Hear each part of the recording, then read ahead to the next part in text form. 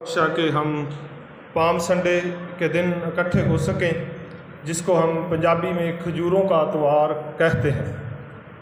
आज हम बाइबल मुक़द्दस में से जो हवाला जात तिलावत किए गए हैं, यानी ज़िक्रिया की किताब उसका 9वां बाब उसकी 9वीं आयत और मुक़द्दस मत्ती की इंजील उसका 21वां बाब पहली आयत से 17वीं आयत तक, ये दोनों हवाला जात जो हमने बाइबल मुक़द्दस में से तिलावत किए हैं, आज हम इनकी रोशनी में सीखेंगे कि हम इसको खजूरों का इतवार क्यों कहते हैं, इस दिन हम क्यों इबादत के लिए इकट्ठे होते हैं और खुदावंद यीशु मसीह क्यों गधे पर सवार होकर यरूशलेम को गए और खुदावंद यीशु मसीह ने क्यों सराफों के तख्ते उलट दिए और उनकी नकदी को बखेर दिया और उनको कहा कि इनको यहाँ से ले जाओ, तुमने मेरे बाप के घर को डाकुओं की खो बना रखा है। आज हम सारी ये चीज़ें बाइबल मुक़द्दस की रोशनी में सीखेंगे।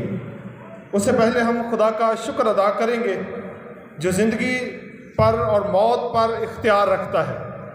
हम खुदावंद यीशु मसीह के बारे में यूहन्ना की इंजील के 11वें बाब में एक आयत पढ़ते हैं जिसमें लिखा है, यीशु मसीह ने अपनी ज़बान मुबारक से कहा कि क़यामत और ज़िंदगी तो मैं हूँ। क़यामत और ज़िंदगी का मतलब है कि वो खुदावंद जिसको हम मानते हैं, ज़िंदगी पर भी उसका इख्तियार है और मौत पर भी इख्तियार है, दोनों चीज़ों पर उसका इख्तियार है। और हम ऐसे खुदा की इबादत के लिए इकट्ठे होते हैं। खुदावंद यीशु मसीह जब इस दुनिया में आए तो उस वक़्त फरिश्तों ने एक नगमा गाया और वो नगमा क्या था कि आलमे बाला पर खुदा की तमजीद हो और ज़मीन पर उन आदमियों से जिनसे वो राज़ी है सुलह हो। खुदावंद यीशु मसीह बनीनो इंसान की सुलह करवाने के लिए इस दुनिया में आए, क्योंकि जब हमारे पहले वालिदैन ने गुनाह किया और खुदा को रंजीदा किया, खुदा को गुस्सा दिलाया, तो 4000 साल का जो दौर था इसमें खुदा और इंसान एक दूसरे से जुदा रहे। और जब यीशु मसीह की पैदाइश हुई तो उस वक़्त फरिश्तों ने ये नगमा गाया कि आलमे बाला पर खुदा की तमजीद हो और ज़मीन पर उन आदमियों से जिनसे वो राज़ी है सुलह हो। तो खुदावंद यीशु मसीह का इस दुनिया में आने का जो ख़ास मकसद है वो ये है कि बिगड़े और गुनाहगार इंसान की तौबा करा के खुदा के साथ दोबारा सुलह करवाना। जब हम रोमियो के ख़त के 5वें बाब को पढ़ते हैं तो रोमियो के ख़त के 5वें बाब की पहली आयत में लिखा है कि बस आओ हम खुदावंद यीशु मसीह के वसीला से खुदा बाप के साथ सुलह रखें। तो खुदावंद यीशु मसीह का इस दुनिया में आने का मकसद क्या था कि बनीनो इंसान की खुदा के साथ दोबारा सुलह कराए, बनीनो इंसान को खुदा के साथ दोबारा मिला दे। और फिर हम ये सीखेंगे कि खुदावंद यीशु मसीह यरूशलेम में क्यों दाखिल हुए। आप किताब मुक़द्दस में पढ़ते हैं कि जब यीशु 30 वर्ष के हुए तो उन्होंने बपतिस्मा लिया यूहन्ना बपतिस्मा देने वाले से, और बपतिस्मा लेकर उन्होंने अपनी खिदमत का आगाज़ किया। खुदावंद यीशु मसीह नासरत के रहने वाले थे। खुदावंद यीशु मसीह ने गलील में भी खिदमत की, खुदावंद यीशु मसीह ने कुफर नहूम में भी खिदमत की, खुदावंद यीशु मसीह ने यरूशलेम में भी खिदमत की, खुदावंद यीशु मसीह ने मुल्क फ़लस्तीन के कोने कोने में जाकर खिदमत की, मौजज़ात किए, मुर्दों को ज़िंदा किया, अंधों को आंखें दी, कोढ़ियों को पाक साफ किया, गुनाहगारों के गुनाहों को बख्शा। हत्ता के खुदावंद यीशु मसीह ने ज़िंदगी और मौत पर इख्तियार साबित करके दिखाया। बदरूहें जब यीशु को देखती तो चीख चीख कर चिल्ला चिल्ला कर निकल जाती थी। जब यीशु मसीह यरूशलेम से बाहर थे तो यीशु मसीह ने अपने शिगिर्दों को बुलाया और उनको ये कहा कि ज़रूर है कि इब्ने आदम यरूशलेम को जाए और इब्ने आदम सरदार काहिनों, बुजुर्गों और फकीयों के हवाले किया जाए और वो उस पर कत्ल का फतवा दें और गैर कौमों के हवाले कर दें और गैर कौमें उसे मार डालेंगी और दफन हो जाएगा इब्ने आदम और तीसरे दिन मुर्दों में से जी उठेगा।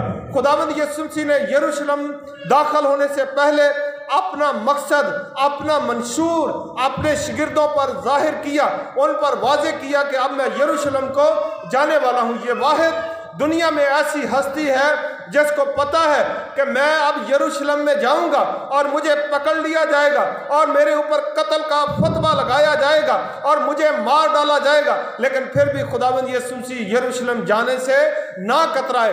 مجھے اور آپ کو پتہ کہیں چل جائے کہ فلاں جگہ پر اگر میں جاؤں گا تو مجھے قتل کر دیا جائے گا، مجھے مار دیا جائے گا، تو ہم کبھی بھی اس راستے کے قریب سے بھی نہ گزریں گے، تاکہ ایسا نہ ہو کہ ہماری موت واقع ہو جائے۔ آپ جانتے ہیں کہ میں اور آپ اس دنیا میں جب پیدا ہوتے ہیں تو ہم زندہ رہنے کے لیے پیدا ہوتے ہیں، لیکن خداوند یسوع مسیح پیدا ہی مرنے کے لیے ہوئے تھے۔ ہم میں سے ہر شخص کی یہ چاہت، ہر شخص کی یہ خواہش ہوتی ہے کہ ہماری لمبی عمر ہو، ہماری لمبی زندگی ہو، ہم بہت اچھی زندگی جئیں، ہم عیش و عشرت کی زندگی بسر کریں، لیکن خداوند یسوع مسیح کا منشور بالکل اس کے الٹ تھا۔ خداوند یسوع مسیح کا جینے کا منشور نہیں تھا، بلکہ خداوند یسوع مسیح کا مرنے کا منشور تھا۔ خداوند یسوع مسیح یروشلم میں جب داخل ہونے کے لیے تیاری کر رہے تھے تو خداوند یسوع مسیح نے اپنے شاگردوں میں سے 2 کو بھیجا اور کہا کہ جا کر ایک گاؤں میں جانا، گاؤں کا نام بتایا، اس گاؤں میں جانا اور اس گاؤں کے باہر ایک گدھی اور اس کا بچہ بندھا ہوا پاؤ گے اور اسے کھول کر میرے پاس لے آنا، اور اگر کوئی تم سے پوچھے کہ یہ کیوں کرتے ہو تو کہنا کہ خداوند کو اس کی ضرورت ہے اور وہ تمہیں جانے دے گا اور کچھ نہیں کہے گا۔ شاگردوں نے ایسا ہی کیا، شاگردوں نے جا کر گدھی اور اس کے بچے کو کھولا اور کھول کر خداوند یسوع مسیح کے پاس لے کر آئے۔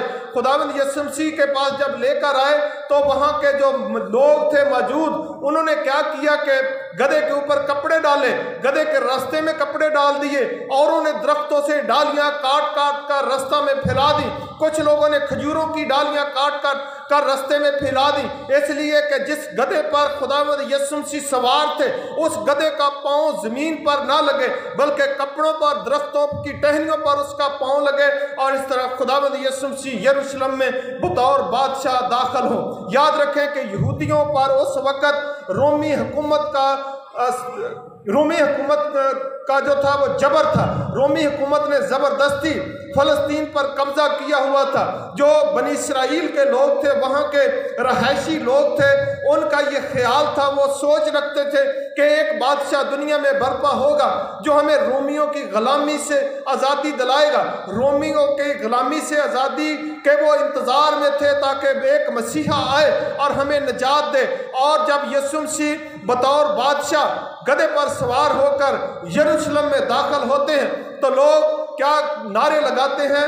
ابن داؤد کو ہوشنا، مبارک ہے وہ جو خداوند کے نام پر آتا ہے، عالم بالا پر خدا کی تمجید ہو۔ وہ کیوں ایسے نعرے لگاتے تھے کہ ان کے ذہن میں ایک سکیچ تھا اور وہ سکیچ داؤد بادشاہ کا تھا، اس لیے وہ داؤد بادشاہ کی بادشاہی کے ساتھ اس بادشاہی کو جوڑنا چاہتے تھے۔ وہ سمجھتے تھے کہ ایک طاقتور ترین بادشاہ آئے گا اور رومیوں کو مار مار کر ہلاک کر دے گا اور ہم کو رومیوں کی غلامی سے آزادی دلائے گا، جیسے مرد خدا موسیٰ نے قوم بنی اسرائیل کو مصریوں کی غلامی سے آزادی دلائی تھی، اسی طرح بنی اسرائیل اس بات کا خیال رکھتے تھے کہ ایک مسیحا آئے گا جو ہمیں رومی حکومت کے جبر سے رہائی دلائے گا، نجات دلائے گا۔ لیکن خداوند یسوع مسیح کا منشور یہ نہیں تھا۔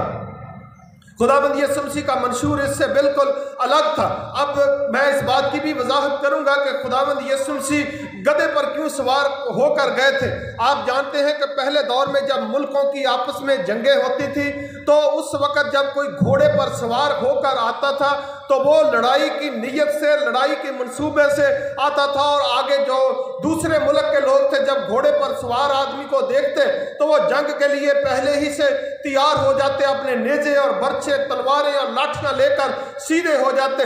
لیکن اگر کوئی شخص گدھے پر سوار ہو کر آتا اور دور سے دیکھ لیتے تو پہچان لیتے تھے کہ یہ شخص لڑائی کی نیت سے نہیں آ رہا بلکہ صلح کرنے کی نیت سے آ رہا ہے۔ خداوند یسوع مسیح گدھے پر اس لیے سوار ہو کر آئے تھے کہ خداوند یسوع مسیح صلح کا پیغام لے کر آئے تھے۔ خداوند یسوع مسیح میری اور آپ کی طرف سے نمائندگی کر رہے تھے، بنی نوع انسان کا نمائندہ ہو کر خداوند یسوع مسیح یروشلم میں گدھے پر سوار ہو کر گئے۔ یروشلم جو تھا وہ اس وقت خدا کے گھر کا مرکز تھا۔ یروشلم جو تھا وہ نبیوں کی اماج گاہ تھی، کیونکہ جتنے نبی آج تک برپا ہوئے وہ یروشلم سے برپا ہوئے تھے۔ اس لیے خداوند یسوع مسیح انسانیت کی طرف سے نمائندہ بن کر گدھے پر سوار ہو کر خدا کے گھر میں سب سے پہلے گئے۔ اس کا مطلب ہے کہ خداوند یسوع مسیح انسانیت کی طرف سے نمائندگی کرتے ہوئے خدا کے پاس گئے اور خدا کو یہ بتایا کہ میں انسانیت کی صلح کے لیے آیا ہوں۔ وہ لوگ جو بگڑے ہوئے ہیں، وہ لوگ جو گناہ گار اور لاچار اور تیری شریعت کو توڑتے اور تیری نافرمانی کرتے اور اپنی منمانی کرتے، تیری شریعت کو پامال کرتے ہیں، ان لوگوں کو تو مجھے دے دے، ان کے لیے میں فدیہ اور کفارہ دیتا ہوں۔ کیونکہ شریعت میں کیا لکھا ہوا ہے کہ شریعت کے مطابق تمام چیزیں خون سے پاک کی جاتی ہیں اور بغیر خون بہائے معافی نہیں ہوتی۔ تو خداوند یسوع مسیح انسانیت کے نمائندگی کرتے ہوئے گدھے پر بیٹھ کر یروشلم میں داخل ہوئے، کیونکہ یروشلم میں خدا کا پہلا گھر تھا، ہیکل تھی، اس لیے خداوند یسوع مسیح سب سے پہلے ہیکل میں گئے۔ اب جب خداوند یسوع مسیح ہیکل میں گئے تو خداوند یسوع مسیح نے ہیکل کا جو نظام دیکھا وہ بہت بگڑا ہوا اور غلط نظام تھا۔ بائبل مقدس میں لکھا ہے کہ تیرے گھر کی غیرت مجھے کیا کرے گی؟ تیرے گھر کی غیرت مجھے کھا جائے گی۔ اب وہاں پر ہیکل میں کیا ہو رہا تھا؟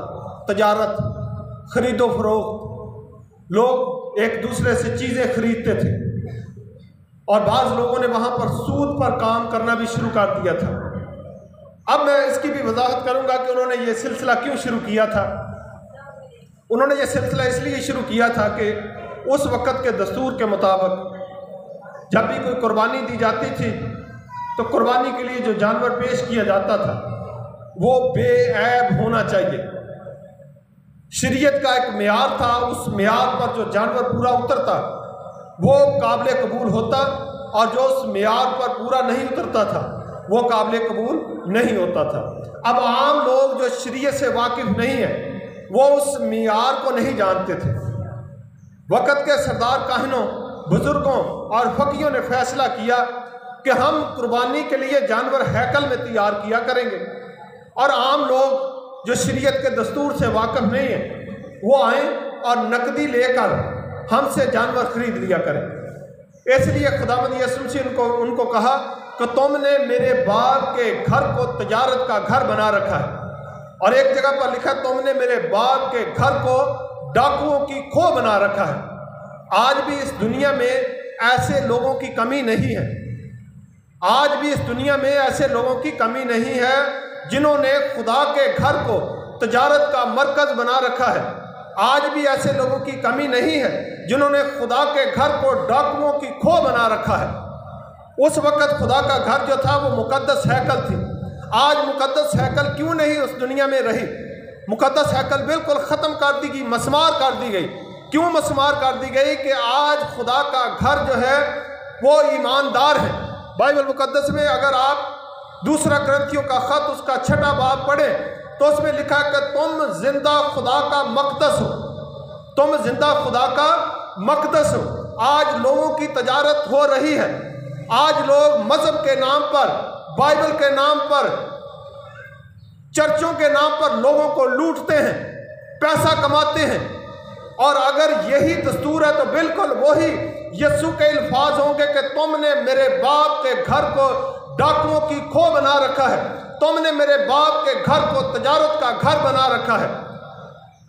اب دوسری بات کی میں جو وضاحت کرنا چاہتا ہوں وہ یہ ہے کہ یہ لوگ جو یسوع مسیح کے ساتھ تھے نعرے لگا رہے تھے، مبارک ہے ہمارا باپ داؤد، مبارک ہے ہمارے باپ داؤد کی بادشاہی، عالم بالا پر ہوشنا، مبارک ہے وہ جو خداوند کے نام پر آتا ہے۔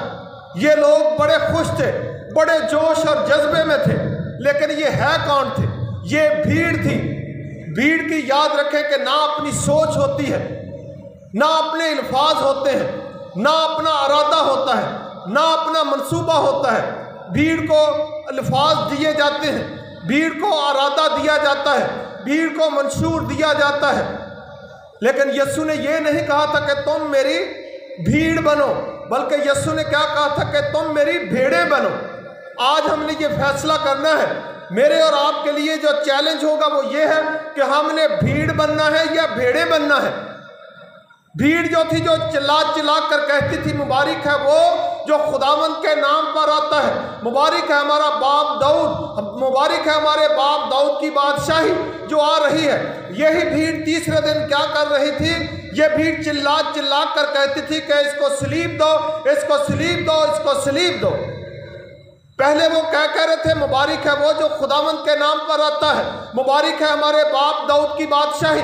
लेकिन दूसरे दिन क्या कर रहे हैं? इसे मसलूब कर, इसे मसलूब कर, इसे मसलूब कर। क्योंकि भीड़ की अपनी सोच नहीं होती। आज बहुत सारे लोग इस दुनिया में बतौरे भीड़ जिंदगी बसर कर रहे हैं। हमको बतौरे भीड़ जिंदगी बसर नहीं करनी, बल्कि बतौरे भेड़ जिंदगी बसर करनी है। यीशु मसीह ने कहा कि मेरी भेड़ें मेरी आवाज़ पहचानती हैं और कोई उनको मेरे हाथ से छीन नहीं सकता। खुदावंद यीशु मसीह ने कहा, जब आप मत्ती की इंजील का 5वां बाब पढ़ते हैं तो उसमें लिखा हुआ है कि एक बहुत बड़ी भीड़ उसके पीछे हो ली और वो पहाड़ पर चढ़कर बैठ गया और उसके शागिर्द उसके पास आए। कि उसकी भीड़ उसके पास आई, शागिर्द उसके पास है, भीड़ उसके पास नहीं आई। भीड़ दूर खड़ी रही। भीड़ को सिर्फ रोटियों की जरूरत होती है, भीड़ ने सिर्फ अपना मकसद निकालना होता है। इसलिए आज मेरे और आपके लिए चैलेंज है कि हमने वो लोग नहीं बनना जो होशना के नारे लगा रहे थे, वो लोग नहीं बनना जो दूसरे दिन कह रहे थे कि इसे मसलूब कर, इसे मसलूब कर, बल्कि यीशु के शागिर्द बनना है। यीशु का जो शागिर्द यूहन्ना था, मरियम थी और बहुत सारे लोग थे, वो यीशु की सलीब के पास आखिर तक खड़े रहे। वो यीशु से एक मिनट के लिए भी जुदा नहीं होते। पौलुस रसूल रोमियो के खत में बयान करता है कि कौन हमको मसीह की मोहब्बत से जुदा कर सकता है?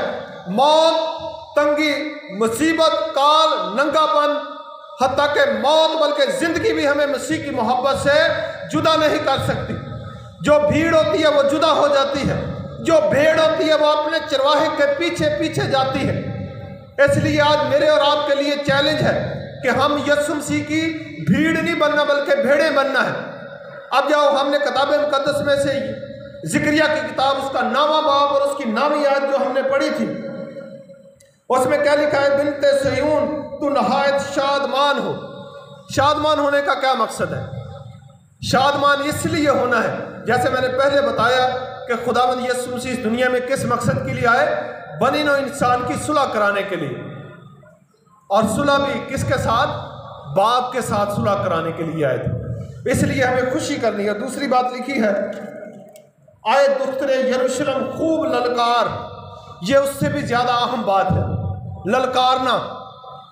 ललकारा कब जाता है? जब इंसान बहुत ज़्यादा खुश होता है। खुशी की जब इंसान की इंतहा नहीं रहती, खुशी का जब एंड हो जाता है, वो तमाम खुशियाँ जो इंसान अपनी ज़िंदगी में चाहता है वो जब उसे मिल जाएं तो उस वक़्त इंसान क्या होता है? शादमान होता है। उस वक़्त इंसान खुश होता है और खुशी से क्या करता है? ललकारता है। तो मेरे और आपके लिए इससे बड़ी खुशी नहीं है कि सब ने गुनाह किया और सब खुदा के जलाल से महरूम है। और किताब मुकद्दस में लिखा है कि गुनाह की मजदूरी मौत है, मगर खुदा की बख्शिश खुदावंद यीशु मसीह में हमेशा की ज़िंदगी है। मेरे और आपके लिए मौत सादर हो चुकी थी, हम सब मौत के हकदार थे, मौत हमारा मुकद्दर था, लेकिन खुदावंद यीशु मसीह ने उस मौत को किस में तब्दील कर दिया? उस मौत को ज़िंदगी में तब्दील कर दिया। इसलिए हम क्या करेंगे? खुशी मनाएंगे, ललकारेंगे, शादमान होंगे। आप जानते हैं कि हम इस दुनिया में जहाँ पर रहते हैं, ये दुनिया, ये देश, ये वतन हमारा नहीं। और यहाँ पर रहते हुए जो दूसरे लोग हैं वो हमारे साथ नाइंसाफ़ी करते हैं, वो हमें ज़लील व ख़वार भी करते हैं। और बाइबल मुकद्दस में पहले ही से पेशनगोई की गई। खुदावंद यीशु मसीह ने कहा, यरूशलेम की बेटियों मेरे लिए ना रो, बल्कि अपने लिए और अपने बच्चों के लिए रो, क्योंकि जब हरे दरख्त के साथ बुरा सलूक किया जाता है तो सूखे के साथ क्यों ना किया जाएगा। तो यीशु मसीह को अपने आप को हरा दरख्त कहते हैं और हम सब उसकी डालियां हैं। इसलिए याद रखें, जब हमारे खुदावंद के साथ बुरा सलूक हुआ तो हमारे साथ भी होगा। लिखा हुआ है कि जब इब्ने आदम के सबब से लोग तुमको लान तान करें और हर तरह की बुरी बात तुम्हारी निस्बत नाहक कहें, तुम्हें सताएं, तो उस वक़्त क्या करना? शादमान होना और खुशी के मारे उछलना। جب مسیح کے نام سے ملامت کی جاتی ہے، لیکن جب ہمیں مسیح کے نام سے ہمارے ساتھ نفرت کی جاتی ہے تو اس وقت ہم مایوس ہو جاتے ہیں، ہم نا امید ہو جاتے ہیں، ہم اپنے آپ کو مسیحی بتانے سے بھی گریز کرتے ہیں تاکہ مسیح کی وجہ سے ہمارے ساتھ نفرت نہ کی جائے۔ یاد رکھیں میرے عزیزوں کہ ہم جس حالت میں بھی ہیں ہم یسوع کے ہیں، یسوع کے بہائے ہوئے خون کے وسیلہ سے مجھے اور آپ کو زندگی ملتی ہے، اور اس زندگی کی قدر کریں اور اس زندگی دینے والے کی بھی قدر کریں۔ بھیڑ کی طرح یہ نہ کہیں کہ جب ہمارا مقصد نکل جائے تو اس وقت کہیں کہ اسے سلیب دو۔ خداوند یسوع مسیح نے فرمایا کہ راہ اور حق اور زندگی میں ہوں، یسوع کے بغیر کسی جگہ پر زندگی نہیں مل سکتی۔ یہاں پر لکھا ہے دختر یروشلم خوب للکار، کیونکہ دیکھ تیرا بادشاہ تیرے پاس آتا ہے، وہ صادق ہے اور نجات اس کے ہاتھ میں ہے۔ نجات کس کے ہاتھ میں ہے؟ میرے اور آپ کے مبارک خداوند یسوع مسیح کے ہاتھ میں نجات ہے۔ جلوس نکالنا، کھجوروں کی ڈالیاں سجانا، اچھے اچھے کھانے کھانا، جلسے جلوس کرنا، لمبی لمبی دعائیں کرنا، گیت گانا، کلام سننا، کلام سنانا اس وقت تک فائدہ مند نہیں ہوگا جب تک آپ نجات یافتہ نہیں ہوں گے۔ مقدس پتر رسول نے خداوند یسوع مسیح کے آسمان پر اٹھائے جانے کے بعد جب سب سے پہلا واعظ کیا تو اس نے چلا چلا کر کہا کہ آسمان کے تلے اور زمین کے اوپر کوئی دوسرا نام نہیں بخشا گیا جس کے وسیلہ سے نجات ہو۔ ایک ہی نام بخشا گیا جس کے وسیلہ سے نجات ہے۔ اور یہاں پر بھی یہ لکھا ہے وہ صادق ہے اور نجات اس کے ہاتھ میں ہے۔ اور اگر میں اور آپ نجات یافتہ نہیں ہوئے تو پھر ہمیں سوچنے کی ضرورت ہے، ہمیں اپنی زندگی کو درست کرنے کی ضرورت ہے۔ ہم نجات یافتہ ہوں گے تو ہمیں کھجوروں کا اتوار منانے کا فائدہ ہے، ہمیں عید قیامت المسیح منانے کا فائدہ ہے، ہمیں گڈ فرائیڈے منانے کا فائدہ ہے، ہمیں ہر اتوار کی عبادت کرنے کا فائدہ ہے۔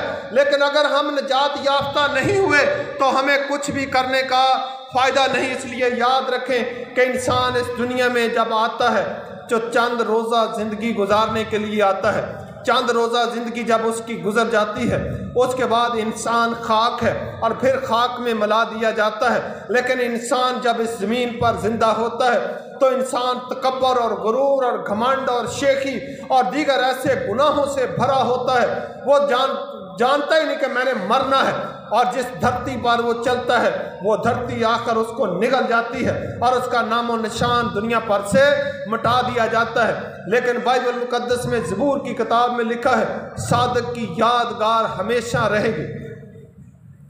صادق کی یادگار کب تک رہے گی؟ ہمیشہ رہے گی، لیکن شریروں کا نام سڑ جائے گا۔ صادق کی یادگار ہمیشہ رہے گی۔ صادق بننے کی ہم کوشش کریں۔ کیا کتاب مقدس میں لکھا ہے وہ صادق ہے اور نجات اس کے ہاتھ میں ہے، وہ حلیم ہے اور گدھے پر سوار ہے۔ آپ جانتے ہیں کہ ہم میں سے کوئی بھی شخص گدھے پر سوار ہو کر سفر کرنا اچھا نہیں سمجھے گا۔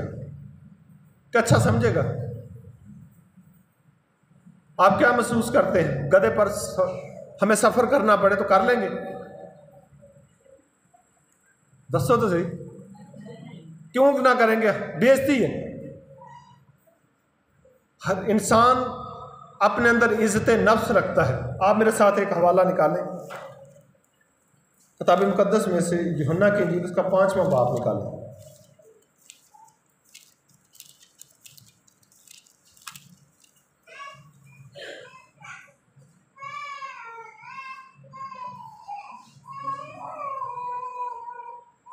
پانچواں باب اس کی 41ویں آیت سے میں پڑھوں گا۔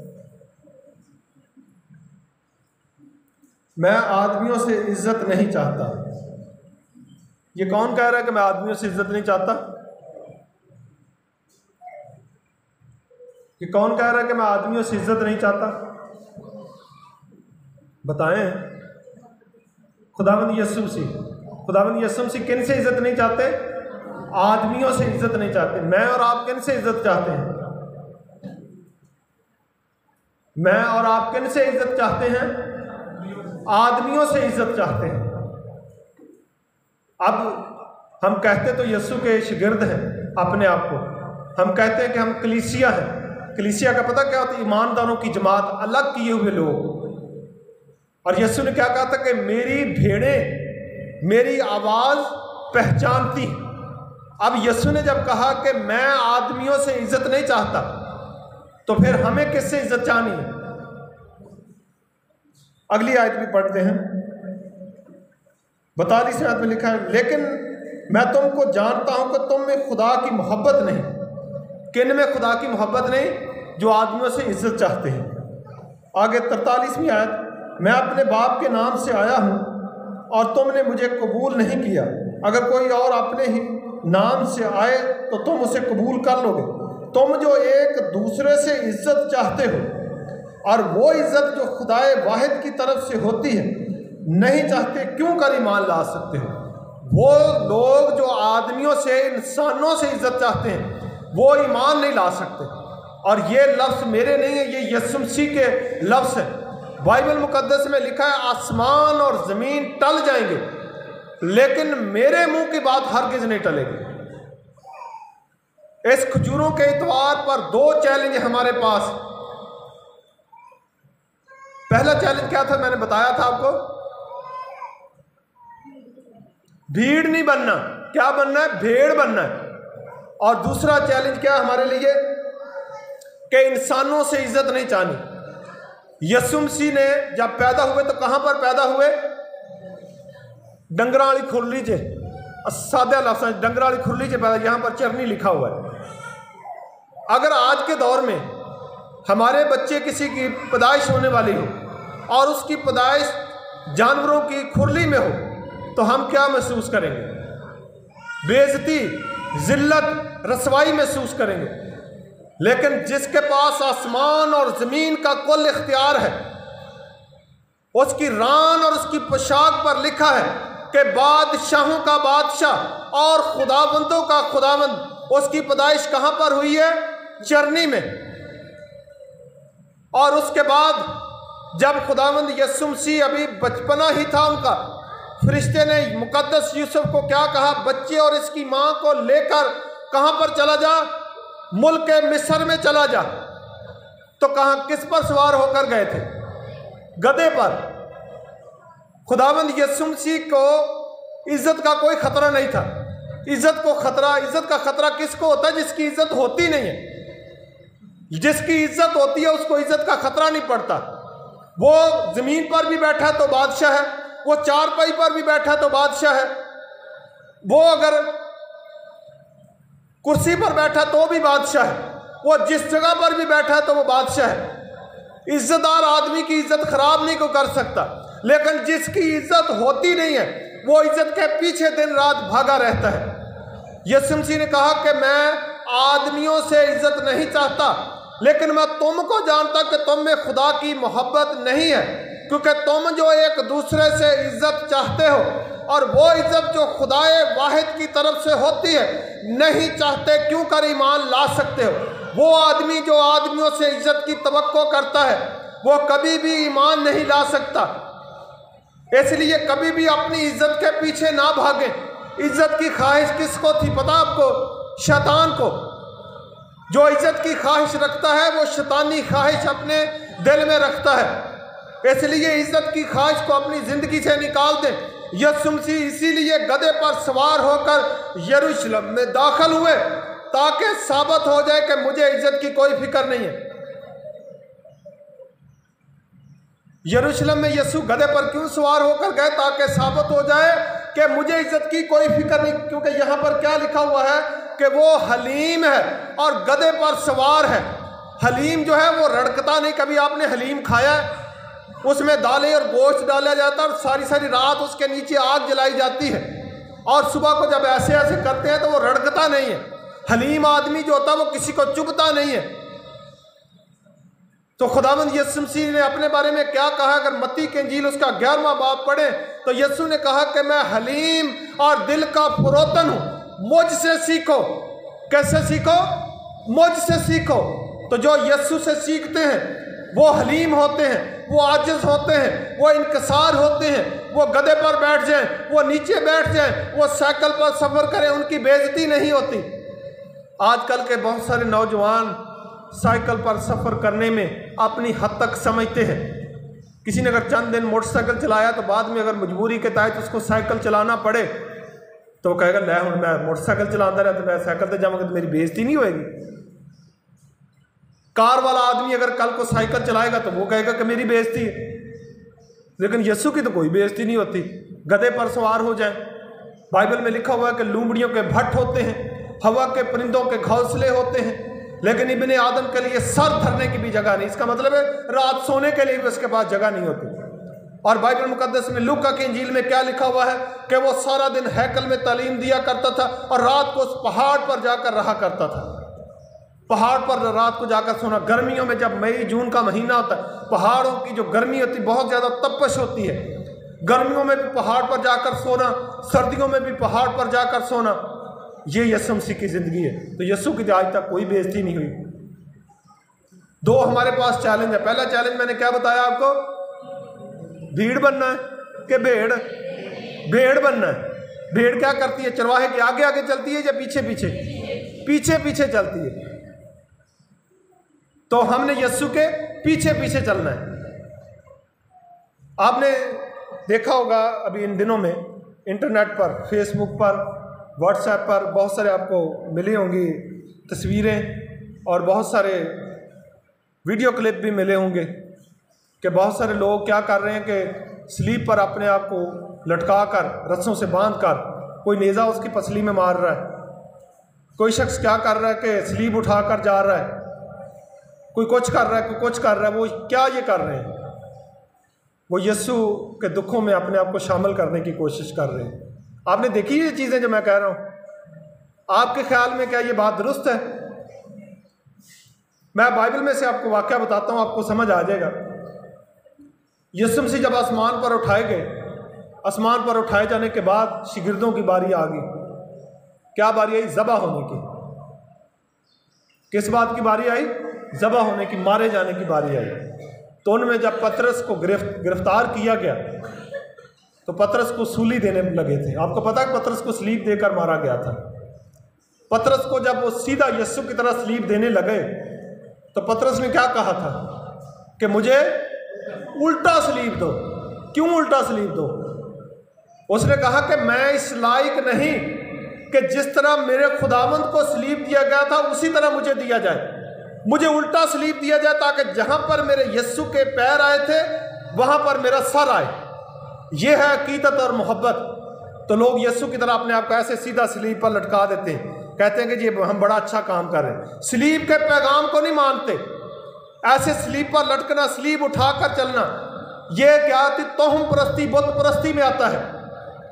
پترس کا جواب ہمیشہ یاد رکھیں۔ جن لوگوں کو آپ ایسا کرتے ہوئے دیکھیں، پترس کی بات کو یاد کریں کہ پترس نے کیا کہا تھا کہ میں اس لائق نہیں ہوں کہ مجھے سیدھا سلیب دیا جائے، کیونکہ میرے خداوند کو سیدھا سلیب دیا گیا تھا، میں گناہ گار آدمی ہوں، مجھے الٹا سلیب دیا جائے تاکہ جہاں پر میرے یسوع کے پیر آئے تھے وہاں پر میرا سر آئے۔ دنیا میں یہی میں کہہ رہا تھا کہ بھیڑ جو ہوتی ہے وہ اپنے چرواہے کے پیچھے چلتی ہے۔ بھیڑ کیا کرتی ہے؟ چرواہے کے پیچھے چلتی ہے۔ سارے نے کہا ہاں۔ بھیڑ کیا کرتی ہے؟ بھیڑ اپنی من مانی کرتی ہے۔ بھیڑ جو ہوتی ہے وہ اپنے چرواہے کے پیچھے پیچھے چلتی ہے۔ تو اپنے چرواہے کی آواز کو پہچاننا ہے، یسوع بننے کی نہیں کوشش کرنا بلکہ یسوع کے پیروکار بننے کی کوشش کرنا ہے۔ یسوع کے پیروکار ہی ہم بن جائے تو ہمارے لیے یہی کافی ہے۔ اس سے بڑا کوئی آزاد ہو نہیں سکتا دنیا میں۔ اس لیے یاد رکھیں کہ بائبل مقدس میں یسوع کے بارے میں لکھا ہے کہ وہ حلیم اور گدھے پر سوار ہے۔ مجھے اور آپ کو حلیم بننا ہے، مجھے اور آپ کو عاجز بننا ہے، مجھے اور آپ کو خداوند یسوع مسیح کی بھیڑ نہیں بننا، بھیڑ بننا ہے تاکہ ہم نجات پا سکیں۔ نجات کس کے ہاتھ میں ہے؟ یسوع کے ہاتھ میں ہے۔ یسوع کے پیچھے چلیں گے، یسوع کو اپنی زندگی پر مکمل اختیار دیں گے۔ جب ہم بپتسمہ لیتے ہیں تو ایک میں سوال پوچھتا ہوتا ہوں کہ کیا آپ یسوع مسیح کو اپنا شخصی نجات دہندہ قبول کرتے ہیں؟ کیا آپ اب سے اپنی زندگی پر یسوع کو مکمل اختیار دیتے ہیں؟ تو لوگ ہاں کر لیتے ہیں لیکن بعد میں یسوع کو اختیار نہیں دیتے، پھر بھی ہماری زندگی پر ہمارا ہی اختیار رہتا ہے۔ جب آپ نے یسوع مسیح کو قبول کر لیا، میں اس کی ایک اور طریقے سے بھی وضاحت کروں گا۔ جب کوئی بیٹی کنواری ہوتی ہے تو وہ اپنے باپ کے نام سے پہچانی جاتی ہے، تو جب اس کی شادی ہو جاتی ہے تو پھر کس نام سے پہچانی جاتی ہے؟ اپنے شوہر کے نام سے۔ یہ باجی بیٹھی ہوئی ہے، میری بہن ہے، تو جب ان کو کوئی نام پوچھے گا تو اصولاً یہ بتائیں گے تو کہیں گے کہ میرا نام مسز طارق ہے۔ بھائی کامران کی مسز بیٹھی، ان سے اگر کوئی پوچھے گا تو وہ کیا بتائیں گے کہ میرا نام مسز کامران ہے۔ اپنا نام شادی کے بعد ختم ہو جاتا ہے۔ تو جب ہم بپتسمہ لے لیتے ہیں اس وقت یسوع ہمارا دلہا ہوتا ہے اور خدا ہمارا باپ ہوتا ہے، ہم ایک خاندان سے دوسرے خاندان میں منتقل ہوتے ہیں، تو پھر اپنی ذات اپنی انا نہیں رہتی۔ یسوع نے لوکا کی انجیل کے 9 باب کی 23ویں آیت میں کیا کہا ہے کہ جو کوئی میرے پیچھے آنا چاہتا ہے اپنی خودی سے انکار کرے۔ کس سے انکار کرے؟ اپنی خودی سے انکار کرے۔ خودی کس کو کہتے ہیں؟ اپنی ذات۔ جب شادی ہو جاتی ہے تو عورت کی اپنی ذات نہیں رہتی۔ اسی طرح جب ہم یسوع کے ساتھ منسلک ہو جاتے ہیں تو یسوع ہمارا دلہا ہوتا ہے، کلیسیا اس کی دلہن ہوتی، تو کلیسیا کی اپنا وجود اور اپنی ذات نہیں رہتی بلکہ یسوع کی ذات اس کی ذات میں آ جاتی ہے۔ اس لیے یاد رکھیں کہ صرف بپتسمہ لینا ہی کافی نہیں، کیونکہ جمعرات والے دن بپتسمے دیے جائیں گے۔ جن لوگوں نے بپتسمے نہیں لیے وہ عبادت کے بعد مجھے اپنے نام لکھوائیں تاکہ ہم جمعرات کو ان کو بپتسمے دیں گے۔ لیکن بپتسمہ لینے سے پہلے یہ بات آپ نے یاد رکھنی ہے کہ آپ کی زندگی پر پھر آپ کا اختیار نہیں۔ جیسے نکاح کے بعد بیوی پر اور کسی کا اختیار نہیں ہوتا، صرف اس کا شوہر کا اختیار ہوتا ہے، اسی طرح جب ہم یسوع کے ہو جاتے ہیں تو پھر یسوع کا ہماری زندگی پر اختیار ہوتا ہے۔ یسوع کے بعد اور کسی کا ہمارے اوپر اختیار نہیں ہوتا۔ جو شادی شدہ مرد حضرات ہیں وہ مجھے ایک سوال کا جواب دیں۔ آپ کی بیوی اگر کسی اور کے پاس بیٹھی ہو، ایسے شخص کے پاس جس کو آپ جانتے بھی نہیں، تو آپ اپنی بیوی کے ساتھ کیا سلوک کریں گے؟ اور مسلسل آپ اس کو بیٹھے ہوئے دیکھیں گے۔ جو غیرت مند نوجوان ہیں، جو بھائی ہیں، وہ کیا کریں گے؟ شادی شدہ حضرات جواب دیں گے سر۔ کامران کی کریں گے؟ پوچھا جائے گا تو پھر یسوع دا بھی حق بنتا ہے نا سن پوچھن دا۔ جب بپتسمہ لے لیتے ہیں تو پھر اپنا اختیار نہیں رہتا، پھر کس کا اختیار رہتا ہے؟ پھر یسوع کا اختیار ہو جاتا ہے۔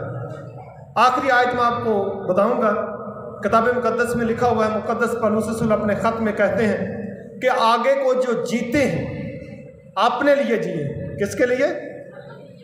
غلطی سارے نے پیچھے کہا، آگے کو جو جیتے ہیں اپنے لیے نہ جیئیں بلکہ اس کے لیے جیئیں جو سب کی خاطر مر گیا۔ کون سب کی خاطر مر گیا؟ میرا اور آپ کا نجات دہندہ خداوند یسوع مسیح سب کی خاطر مر گیا۔ اس لیے آگے کو جو ہماری زندگی ہے اس زندگی پر ہمارا اختیار نہ ہو بلکہ کس کا اختیار ہو؟ اونچی ساری کہو، کس کا اختیار ہو؟ یسوع کا اختیار ہو۔ خدا مجھے اور آپ سب کو آج اس کلام کے وسیلہ سے برکت بخشے، آمین۔ ہم اپنی آنکھیں بند کریں، اپنے سروں کو جھکائیں اور دعا کریں۔